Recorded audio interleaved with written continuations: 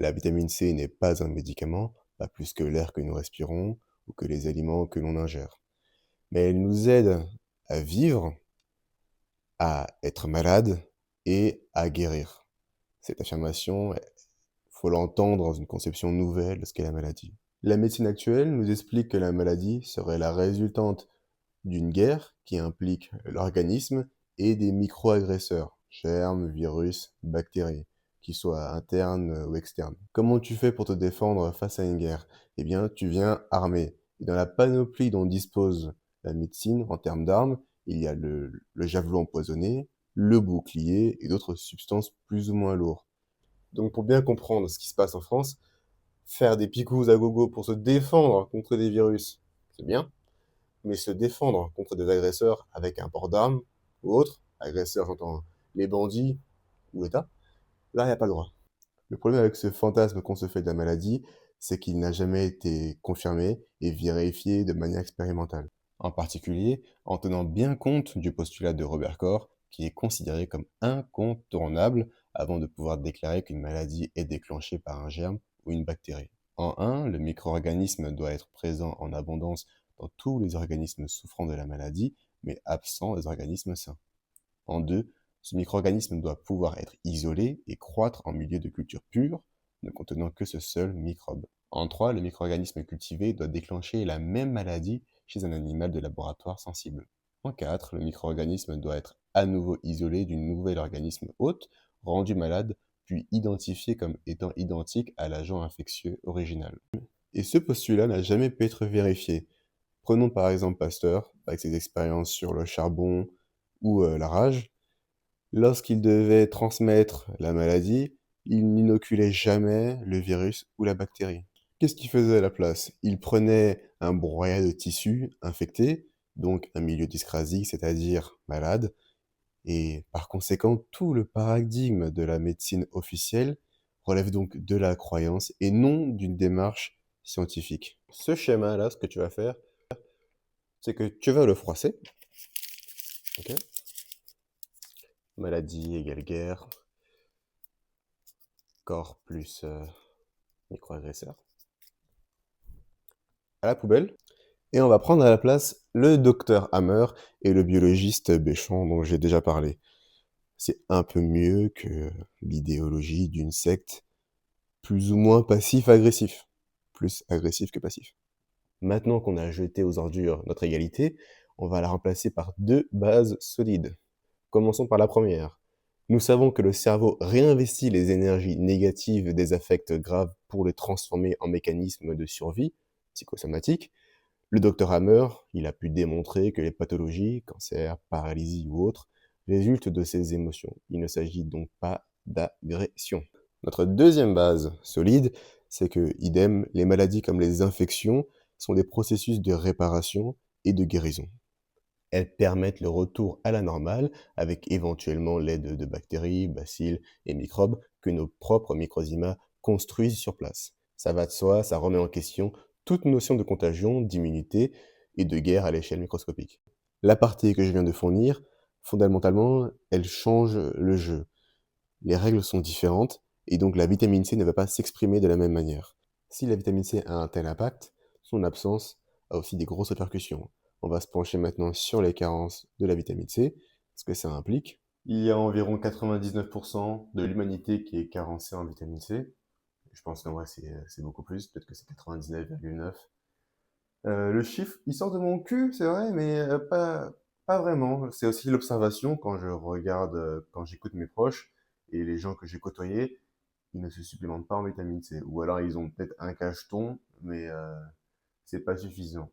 Les apports journaliers qui sont recensés par nos maîtres au-dessus, ils sont en deçà de ce qu'il faudrait prendre, c'est-à-dire environ. On le verra plus tard, les recommandations par type de personne, mais en gros, c'est nettement en dessous de ce qu'il faudrait prendre. Donc, je vais te fournir la liste entière, comme ça va bien rester ancré dans ta tête, et tu vas te dire que faut peut-être que j'en prenne de la vitamine C. Alors, les conséquences, un état de stress, irritabilité, dépression, tremblement, énervement, anorexie. Il y a encore l'insomnie en plus. En deux, un état d'hyperoxydation. un essoufflement rapide, des douleurs musculaires par dysfonctionnement hépatique, de la fièvre, un syndrome hémorragique, un important déchaussement des dents, c'est pas cool pour le sourire, une tendance à la purulence à tous les niveaux de l'organisme, en particulier au niveau des gencives et des dents, une dévitalisation générale avec sensation de faiblesse générale, teint gris et dégradation progressive de toutes les fonctions de l'organisme, donc c'est important pour bander par exemple. L'évolution peut être assez rapidement mortelle dans des souffrances particulièrement pénibles. Cette carence, ce scorbut généralisé, eh bien, il est pire pour l'enfant, ça s'appelle la maladie de Barlow, et là on touche sur des trucs, le squelette, il est dans le mal, encore plus que pour l'adulte, pour faire simple. Les organes, problèmes de saignement, et d'autres problèmes encore. Le strict minimum vital, c'est 1 gramme dans le biberon du nouveau-né, et 4 à 5 grammes chez l'adulte, puis 10 à 15 grammes quand la femme est enceinte. Les doses moyennes pour la santé et ralentir le vieillissement, on veut rester toujours jeune, c'est 8 à 10 grammes. Et lorsqu'on veut vraiment réhydrater en profondeur et vraiment stopper le vieillissement, c'est 10 à 15 grammes. Ça commence un peu à être chiant, je vous l'accorde à cette dose-là. Moi, j'en fais expérience, je suis en général entre 10 et 15 grammes. Souvent dans la journée, les 15 grammes, ça me fait un peu chier. Mais je le fais et je sens souvent les effets. Exemple, moi dans ma vie perso, quand j'ai pas ma dose de vitamine C, j'ai plus tendance à réenclencher des allergies. Éternuement, des yeux qui vont pas frétiller, mais qui vont me piquer un peu. Bref, en gros, mes allergies sont accentuées lorsque j'ai pas ma dose de vitamine C. La dose de vitamine C et aussi quand je manque de sommeil. Quand les deux sont couplés, c'est là où ça réenclenche mes problèmes d'allergie. En théorie, ça veut dire que si tu prends tes bonnes doses de vitamine C, pas que, hein, et que tu fais dans l'ensemble les bons gestes d'hygiène de vie, eh bien, à 20, si tu commences à 20 ans, 25, ça dépend à quel âge tu commences, bref, si tu commences à un âge assez jeune, quand tu auras 40, 50 ans, peut-être que tu auras le même visage que quand tu avais tes 20 ans. On ne sait pas. Et je serai le témoin, on verra si ça a marché pour moi. Les doses maintenant thérapeutiques. Selon la gravité de la maladie, il faudra prendre 20 à 100 grammes par jour. Lorsque la dose nécessaire est supérieure à 30 grammes par jour, on l'a dit, c'était dans le cul. Et quand il y a chimiothérapie, il faudra aller jusqu'à 120 grammes par jour. Les phases de croissance, la pratique d'un sport de manière intensive, l'exposition au soleil, pollution, médicaments, tabac, la prise de la pilule, tout ça, ça nécessite une augmentation de la vitamine C, en tout cas de l'apport, 10 à 20 grammes par jour, plus 20 grammes. Ça dépend aussi du poids. Selon le poids, il faudra moduler ce que tu peux encaisser en termes de vitamine C. Mais toujours pencher vers le plus de vitamine C que les doses minimum. Chaque stress augmente les besoins en vitamine C. Et ça implique qu'il faudra peut-être prendre jusqu'à 20 grammes, et ce durant plusieurs mois, pour surmonter certains deuils plus ou moins douloureux. Une émotion violente sera plus facilement évacuée avec une bonne dose de vitamine C. Vidéo vitamine C partie 2 terminée. Il n'y aura pas, comme je le voulais à la base, une série de vidéos, 4, 5, 6 vidéos sur la vitamine C. Je vais plutôt passer à la vitamine E, car je pense avoir dit l'essentiel.